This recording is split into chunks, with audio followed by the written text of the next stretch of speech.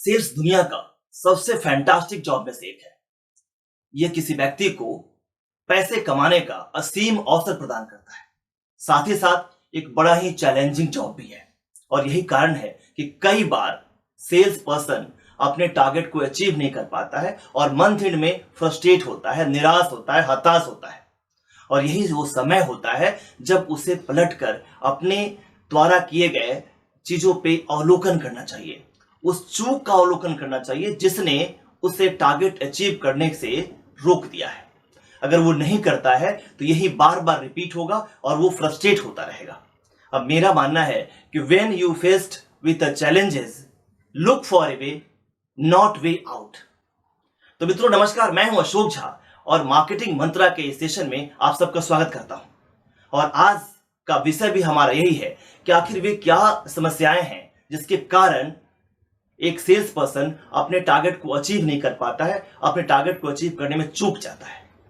हालांकि मैं इन्हें समस्या नहीं मानता, मैं इन्हें चैलेंजेस मानता हूं। हम जानने की कोशिश करें कि क्या चैलेंजेस है और उसका क्या सॉल्यूशन है, मतलब हम उसे कैसे टैकल करें ताकि एक सेल्स पर्सन अपने टारगेट को अचीव कर सके।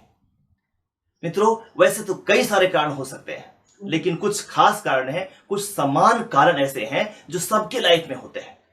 चाहे वो बड़ा सेल्समैन हो या छोटा दुकानदार क्यों ना हो, चाहे वो डायरेक्ट सेल्स करता हो या वो फिर टेली सेल्स करता हो या फिर वो कॉर्पोरेट सेल्स करता हो, इंडिविजुअल सेल्स करता हो, किसी तरह का सेल्स करता हो, सबके लाइफ में ये समस्याएं होती है। मित्रों मैं इस वीडियो को जो बनाता हूं ये पूरी तरह से मेरे अनुभव पर आधारित है। मैं चाहता हूं कि आप इसको शेयर करिए ताकि उन लोगों तक जो मैनेजमेंट के स्टूडेंट हैं या एंटरप्रेन्योर हैं या छोटे बिजनेसमैन हैं उनको उसका फायदा हो सके। आप किताबों के पन्ने पलटते रहेंगे लेकिन ये चीज़ नहीं मिलेगी। ये मेरे 25 साल के करियर में जो हमने अपने टीम के साथ बात किया है, उनकी समस्याओं को समझा है, सुलझाया है, उस पर आधारित है। तो आइए बात करते हैं आज के इस 5 सेल्स चैलेंजेस की और टैकल करने की विधि की कि कैसे उसे टैकल करें। दोस्तों पहला चैलेंज है जो बड़ा ही इंपॉर्टेंट है और वो ये है कि हैंडलिंग क्रिटिसिज्म और रिजेक्शंस। मतलब साफ शब्दों में मैं बोलूं तो नो को कैसे हैंडल किया जाए। क्योंकि जैसे ही आपको कुछ लीड मिलता है, चाहे टेली सेल्स के थ्रू मिले, रेफरल के थ्रू मिले या डायरेक्ट सेल्स में आपको मिलता है, जब आप कस्टमर के पास जाते हैं या उसे कॉल करते हैं, आप अपने प्रोडक्ट को बताते हैं, अधिकांश बार आपको नो सुनने को मिलता है। और जैसे ही आप नो सुनते हैं आप डिमोरलाइज हो जाते हैं, आपका ईगो हर्ट हो जाता है और इसका जो असर पड़ता है आपके दूसरे सेल्स पे पड़ने लगता है, आगे आने वाले सेल्स पे पड़ने लगता है। तो सबसे इंपॉर्टेंट है कि इसको हम कैसे हैंडल करें। मित्रों ये जान लीजिए कि नो आपके लिए नहीं है, बल्कि ये सेल्स का एक ऐसा यूनिवर्सल चैलेंज है जो सबको फेस करना पड़ता है, चाहे वो कितना बड़ा सेल्स पर्सन क्यों नहीं हो। अगर ऐसा नहीं होता तो फिर आपकी जरूरत नहीं थी कंपनी की, कंपनी खुद ही सेल्स कर लेती। तभी तो आपकी जरूरत पड़ती है, तभी तो आपको हायर किया जाता है। मतलब ये एक ऐसा चैलेंज है जो हर किसी के लाइफ में आता ही आता है और अधिकांश बार आता है। दोस्तों नो अगर किसी प्रोस्पेक्ट ने, किसी कस्टमर ने आपको बोला और आपने उसको अपने ईगो पे ले लिया, तब तो आपका काम खत्म हो गया, वहां पे आप सेल्स कर ही नहीं पाएंगे। आपको यह समझना चाहिए कि आपको नो नहीं बोल रहा है, वो आपके प्रपोजल को नो बोल रहा है। तो उसके बाद आप अपने प्रपोजल में सुधार लाइए। मतलब नो अगर आप बात करें तो NO मतलब नेक्स्ट अपॉर्चुनिटी। आपको अगली अपॉर्चुनिटी मिलती है आपके अपने प्रपोजल को बताने की, आपको नए प्रपोजल देने की, या मैं कहूंगा कि नो को KNOW में कर दीजिए। मतलब नो आप जानने की कोशिश करिए कि आखिर कस्टमर ने नो क्यों बोला, उस प्रोस्पेक्ट ने नो क्यों बोला, और तब उसके आधार पर आप ये एक नया प्रपोजल उसके सामने लाइए जो उसको फिट कर सके। बार बार इस प्रक्रिया को दोहराइए। जितनी बार नो बोलता है उतनी बार नए प्रपोजल के साथ आइए। आपको पता है जितना नो उसका होगा, आपने ले लिया, क्या बचा उसके पास में? यस। और लास्ट में वो यस बोलेगा और आपका काम हो गया। और जहां रही बात ईगो की, तो आप समझ लीजिए कि वो आपको हर्ट नहीं कर रहा है, उसने आपके प्रपोजल को नो बोला है, आपको नहीं बोला है। और रही बात ईगो की, तो सेल्स पर्सन के पास में ईगो कहीं भी नहीं होना चाहिए। आप जब भी अपने घर से चलते हैं, शर्ट पैंट टाई लगाते हैं, उसी समय उसी जगह पे अपने ईगो को लटका दीजिए, शाम को जाके फिर ले लीजिए उसको। मित्रों, दूसरा चैलेंज है प्रोडक्ट प्राइस। आपको पता है कि जब भी आप प्रोडक्ट बेचना चाहते हैं, प्राइस बड़ा ही इंपॉर्टेंट फैक्टर होता है कस्टमर के लिए। आप भी कहीं जाते हैं बाजार में, सबसे पहले आपकी बात प्राइस पे शुरू होती है। आप याद करिए, आप जब किसी दुकान में गए और आपने उसको बोला, जब उसने प्रोडक्ट दिखाया, कोई कपड़ा दिखाया, कुछ भी दिखाया, आप क्या बोलते हैं? इसका प्राइस ज्यादा है, बहुत दाम बता रहे हो। और वो दुकानदार क्या बोलता है आपको कि सर प्राइस को छोड़िए ना, आप पहले सामान को देखिए, आप देखिए सही, पसंद तो करिए, प्राइस हम देख लेंगे बाद में, मैं एडजस्ट कर लूंगा, आपके हिसाब से काम कर लूंगा। और आप उस दुकानदार की बात मान करके आप उस प्रोडक्ट को देखना शुरू करते हैं। यहां भी आपको वही करना है। कस्टमर की शुरुआत प्राइस से होती है, लेकिन आपका एंड होना चाहिए प्राइस। आप उसको रीफोकस करिए, आप कस्टमर्स को रीफोकस करके वैल्यू पे जाइए, उस प्रोडक्ट की बेनिफिट को बताइए। क्या पता पहले जो कस्टमर ने बोला था कि प्राइस ज्यादा है, वो बाद में आपको उसी प्राइस पे खरीद ले, उसको बेनिफिट इतना अच्छा लगे कि उसका प्राइस वहां पे गॉन हो जाए उसका, और बेनिफिट के सामने उस प्राइस देने में उसको कोई हिचक नहीं हो। मान लीजिए ऐसा नहीं भी होता है, तो क्या करेंगे? तो उस समय आपको अपने प्रोडक्ट में ऐसा कस्टमाइज करना चाहिए ताकि उसके बजट में फिट बैठ सके। आप उसके बजट के हिसाब से कस्टमर को प्रोडक्ट को कस्टमाइज करिए।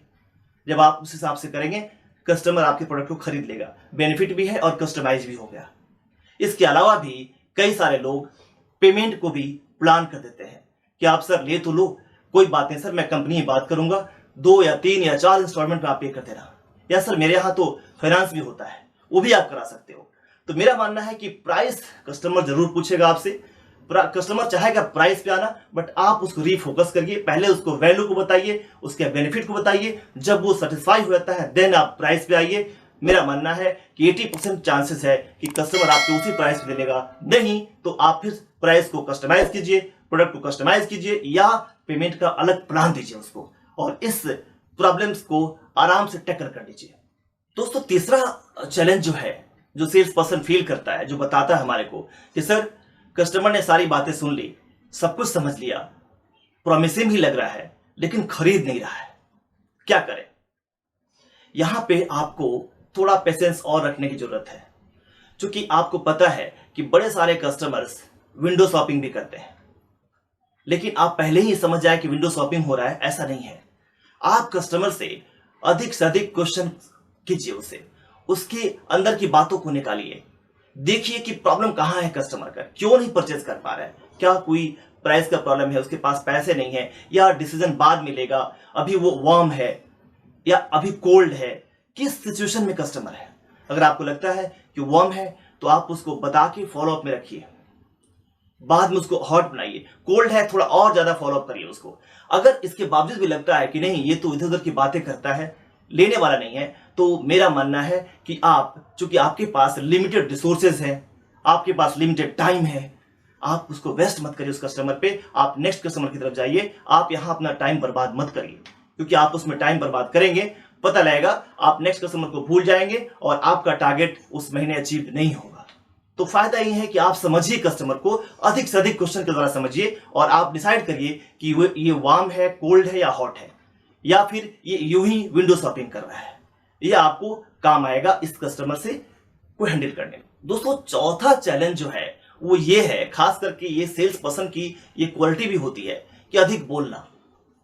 मैं समझता हूं अधिक बोलना अच्छी बात है, लेकिन उससे भी ज्यादा अच्छी बात है अधिक सुनना।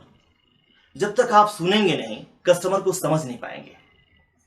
आप वहां पे कस्टमर को समझने गए हैं, उसके नीड्स को फुलफिल करने गए हैं, तो आप सबसे पहले उसकी बातों को सुनिए, वो चाहता क्या है, उसकी प्रॉब्लम क्या है। क्योंकि आप जान लीजिए कि कोई भी कस्टमर अपने आप को सोल्ड होना नहीं चाहता है। आपके पास कोई आए, अगर बहुत नीड है आपकी, ठीक है, तो आपने परचेज कर लिया, वहां तो सेल्स पर्सन का कोई एफर्ट ही नहीं लगा। लेकिन जैसे कोई आपके पास आता है, कुछ बोलता है, आप क्या बोलते हैं? नहीं चाहिए। मतलब कोई भी बिकना नहीं चाहता है, कोई भी नहीं चाहता है कि आराम से कोई सामान किसी का खरीद ले। उस कंडीशन में आपको उसके नीड्स को समझने की जरूरत है, क्योंकि कस्टमर कोई प्रोडक्ट खरीदता है, उसके दो ही कारण होते हैं, एक उसका पेन, दूसरा उसका प्लेजर। मतलब क्या परेशानी है उसको खत्म करना चाहता है या फिर क्या खुशी प्रदान करना चाहता है अपने आप को। तो आपको समझना है कि कस्टमर का पेन कहाँ है, कहाँ उसे इश्यूज है, किस तरह के प्रोडक्ट उसको चाहिए, क्या मांग रहा है, उसके नीड्स क्या है, उसके हिसाब से उसको आप प्रोडक्ट को दे सकते हैं। और तभी संभव है जब आप उसकी पूरी बातों को सुनेंगे, तभी आप उसको प्लेजर दे सकते हैं, तभी उसको आनंद दे सकते हैं उस प्रोडक्ट के माध्यम से।